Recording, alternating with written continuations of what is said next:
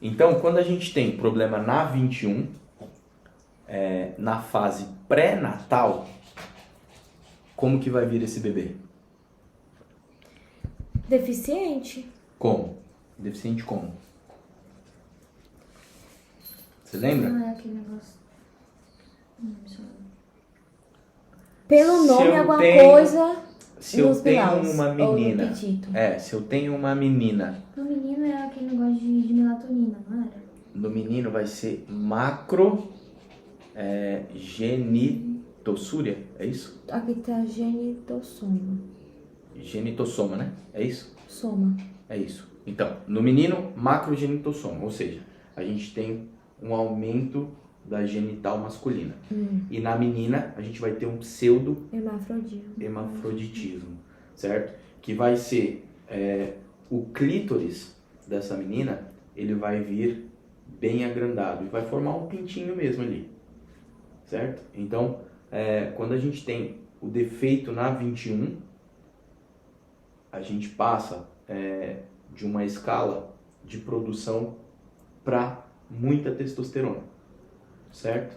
E aí, com muita testosterona, a menina desenvolve um clítoris avantajado, ou seja, um pseudo-hermafroditismo, e o menino vai desenvolver uma macrogenitália, certo? Vai ter o pênis maior do que o normal para a idade dele.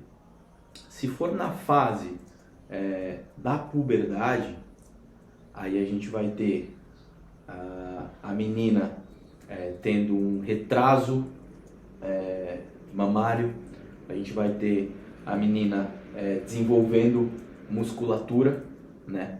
E o menino, vão chamar ele de mini Hércules, que ele vai ser baixinho, mas com uma musculatura de homem, né? Então, lembrar disso para fazer essa diferença. A gente pode ter também um defeito na 11-hidroxilasa. E a 11-hidroxilasa, ela vai ser uma hipertensão, ela vai causar uma hipertensão e uma hipopotassemia também. Por quê? Porque ela afeta a parte do metabolismo mineral corticoide, certo? Então, quando você tem um problema na 11, você vai ter um problema mineral corticoide, ok? E na 3, que é a mais rara, essa muito provavelmente vai induzir esse bebê à morte. Então, se ele tiver na fase pré-natal um problema na 3, a 3, se eu não me engano, é hidroxisteroide. Aqui tem. É isso, né? Hidroxisteroide Então. desidrogenase. Isso. Então, na 3, você vai ter um problema mais sério do que as outras, e aí esse pode induzir a morte, ok? Tem que lembrar que é uma cascata aonde, lembra do ciclo de Krebs? Aonde uma enzima produzia outro produto, que produzia outro produto, só que se eu não precisasse de um determinado produto, do oxalacetato, por exemplo, eu parava com aquele ciclo ali no meio e pegava o que eu precisava, certo? Sim. Aqui é a mesma coisa. E quem faz a intermediação é a 17, né? Então, quando a gente tem a 17 ali intermediando e eu preciso de um ou de outro, ela vai enviar ou para 21, ou para 3, ou para 11, certo? E caso eu precise de mais testosterona, vai para 21, mineral corticoide para 11, e assim sucessivamente. De acordo com a necessidade, certo? Não é ao azar, é de acordo com a necessidade. Ó, a gente precisa mais de testosterona, então vem para esse lado. Não, a gente precisa mais de aldosterona, então desce, vai lá para a cascata lá embaixo, certo? Então é isso. Isso é o que a gente vai encontrar na hiperfunção de adrenogenital, ok? Sim. E aí vamos falar de hipofunção. Bom, quando a gente fala de hipofunção, a gente vai falar de primária e secundária. E aí, aí a gente está falando da capa primeiro, que é... Qual é a primeira capa? Glomerular. Glomerular. Tem que lembrar, gente. Então, a gente tem a primária e a secundária. Que antes era hiperfunção. E agora são hipos, não é isso? Isso. Então, quando eu falo de hipofunção da corteza renal, aí a gente vai entrar nas enfermidades que o doutor mais gosta, que é a enfermidade de Addison, Caiu bastante na próxima. Waterhouse, né? E aí você tem que saber identificar quando que você vai ter a enfermidade de Addison e quando você vai ter a enfermidade de Waterhouse. Bom, tem que dividir a primária em aguda e crônica, ok? Então, quando a gente fala de enfermidade crônica, o que vocês lembram? Aguda. Crônica. O que você lembra? Quando você fala de enfermidade crônica. Que você... Ela não vai... Fica lá, só tem tratamento, olha lá. Então é o seguinte, ó. Quando a gente fala de enfermidade crônica, significa que é um processo irreversível. Essa é a palavra. É isso. Certo? E quando a gente fala de aguda, é reversível. Uhum. Ok? Então, se eu pego a enfermidade de Addison, ela é um processo reversível ou irreversível? Irreversível. Irreversível. Qual é o mecanismo da enfermidade de Addison? Dianulocunococina. Hã? Dianulocunococina. Bom, tem que lembrar que a enfermidade de Addison, a principal causa também é anticorpos, é anti-imunitária. Então, é uma enfermidade autoimune que vai atacar a nossa capa glomerular, ok? A gente pode ter uma atrofia idiopática e aí com isso os nossos anticorpos identificam que a gente não sabe por quê, mas eles identificam que ali é um agente estranho e começam a atacar. A gente pode ter uma tuberculose bilateral, certo? Nos 2 rins, e aí com isso também desenvolver a enfermidade de Addison. E a gente pode ter um tumor metastásico, ok? Bom, agora, qual é o principal ponto da enfermidade de Addison? É que nós vamos ter uma destruição em massa da glândula, certo?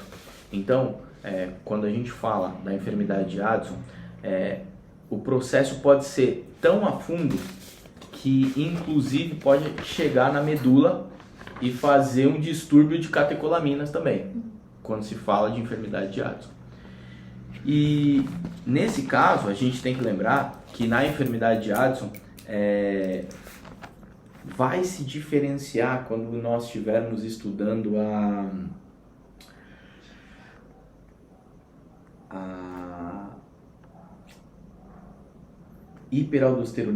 hipoaldosteronismo secundário. A gente vai ter uma diferença muito clara, que vai ser a hiperpigmentação gerada pelo ACTH, certo? Hiperpigmentação de quê?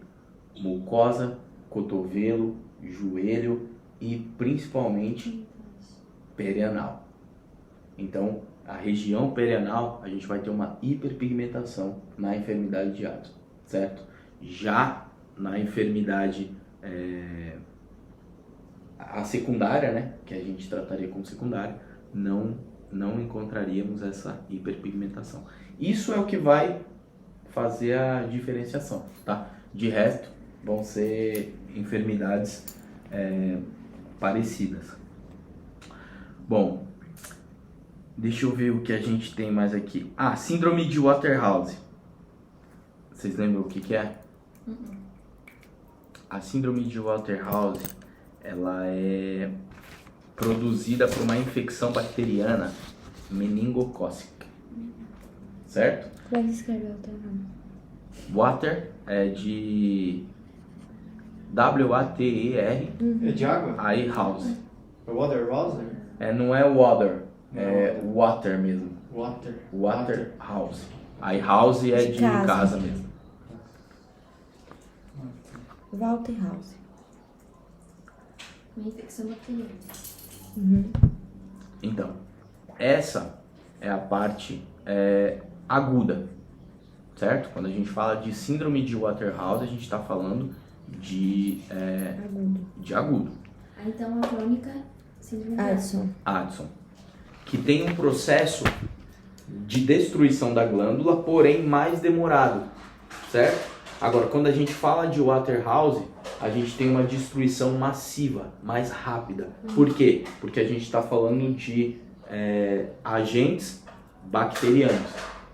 Sim. Ok? Então, os agentes bacterianos, por conta de proliferação, por conta de ter um ambiente favorável, a destruição aguda vai ser mais rápida do que na crônica. E a sintomatologia da aguda também vai ser mais rápida do que na crônica. A gente vai sentir mais.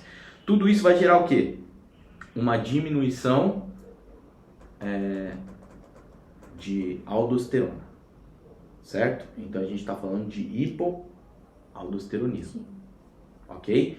Então, se ele te dá os sintomas de Addison, e caiu na prova de vocês e muita gente errou também, ele te dá os sintomas de Addison e bota lá, ó, isso aqui é o que? Você vai falar, porra, isso aí é Addison. Ah, mas tem pigmentação na região perianal. Isso aí é o que? É Addison. Só que tá lá, hiperaldosteronismo primário.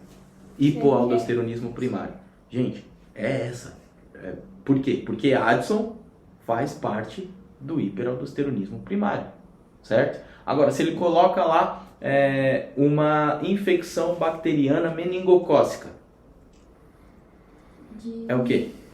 Waterhouse. Waterhouse, certo? Mas se não tiver Waterhouse e tiver lá hipoaldosteronismo, você vai botar hipoaldosteronismo, Bacteriano. certo? Já no secundário, a gente vai ter uma diminuição do estímulo do ACTH. Ou seja, por que é secundário? Porque se tem uma diminuição do estímulo do ACTH, não é na glândula, é na hipófise.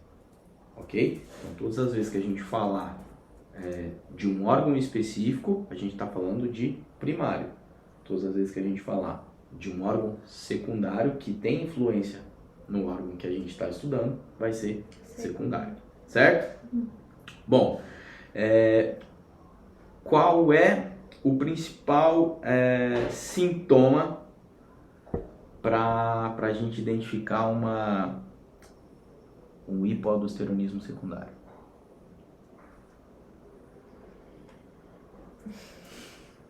Catapimbas, meu. Caraca. Secundário.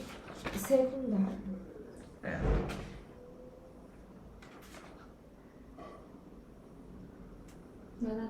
Vai, Gustavo, arrasa. Ó, gente, a gente vai ter todos os sintomas extremamente parecidos com a enfermidade de Addison. Certo? Ó, vai estar bem parecido com Addison. Qual é a diferença do secundário? Que não é autoimune. Porque não é autoimune, realmente. Só que nós não vamos ter uma hiperpigmentação perianal, nós não vamos ter uma hiperpigmentação nas mucosas, nós não vamos ter... Pigmentação não existe, né? Não, na secundária não. E essa é a principal diferença. Muitas vezes se confunde por conta de sintomas a primária e a secundária.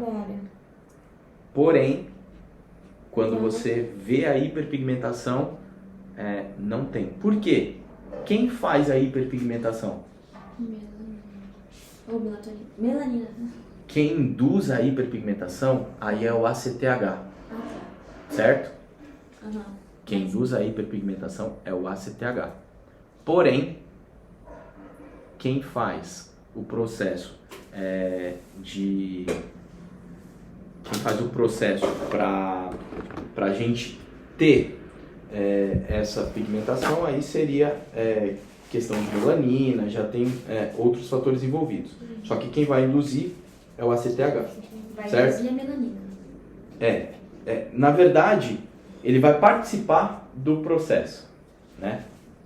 Muito ACTH vai formar uma hiperpigmentação, certo? E é por isso que na primária a gente tem E na hiperpigmentação. secundária não tem, porque tem uma deficiência. Diminuição de ACTH.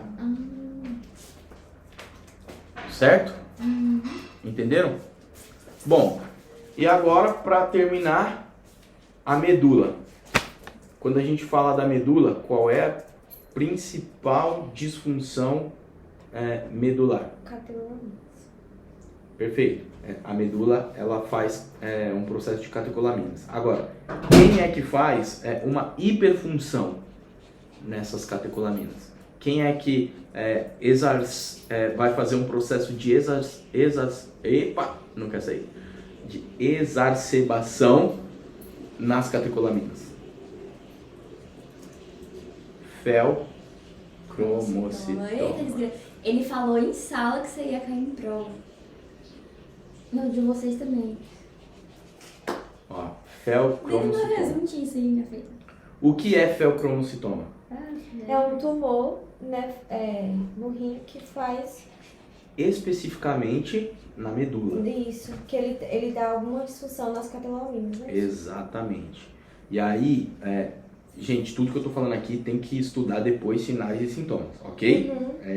A gente está pegando um apanhado geral, mas tudo que eu tô falando tem que pegar funções, sinais e sintomas. Então, a gente vai ter um excesso de catecolaminas, certo? E com isso, a gente vai gerar uma hipotensão postural, certo? O felcromocitoma, ele é um tumor que vai começar a fazer um processo de distúrbio, e aí vai gerar sudorese, vai gerar uma hipertensão, uma taquicardia. Por quê? Porque ele vai ativar qual sistema? Simpático, Sim, certo? pelas drogas. E com isso, o que o sistema simpático faz? É o sistema de alerta, ok? Então você vai ter taquicardia, você vai ficar ligado, o sangue começa a correr mais forte na musculatura, e aí ele libera do central para as extremidades. É o sistema que faz com que você corra, certo? Então, quando a gente tem um felcromocitoma, lembrar disso, excesso de catecolamina, ok? E com isso, a gente tem um bloqueio dos gânglios simpáticos, ou dos gânglios parasimpáticos, ok? E aí inibe aquela sensação de relaxamento, certo? Sim. Meu, é isso. A gente não tem uma hipofunção da glândula suprarrenal, aliás, da medula suprarrenal considerável. Se viu muito pouco, não se estuda sobre isso, então não vai cair na prova, a gente nem fala sobre isso, ok? Sim, senhor, professor. Vocês entenderam? Sim. Acabou o sobrenome? Aquele seu resumo que você conseguiu pra gente tinha nadinha disso.